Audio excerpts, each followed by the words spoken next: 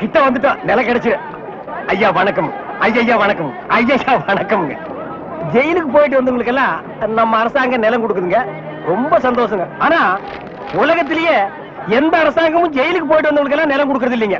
ஐயா ஒரு சின்ன விண்ணப்பம், ஜெயிலுக்கு போனவங்களுக்கு நிலம் கொடுக்குறீங்களே அத நஞ்சா எங்கள்கிட்ட கொடுத்துருங்க, அத நாங்க 2 பேரும் சமமா பங்கு போட்டுக்கிறோம். ஆமா, இந்த நிலமெல்லாம் கொடுக்குறீங்களே அது வந்து நஞ்சையா புஞ்சையா, ஆத்து பாசனமா ஏரி பாசனமா?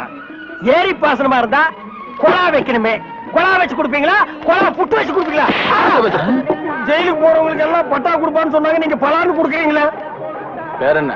பழனிசாமி. நானும் தாங்க. எந்த ஊரு? இதே ஊர் தானுங்க. தாலுகா? இதே தாலுகா தானுங்க.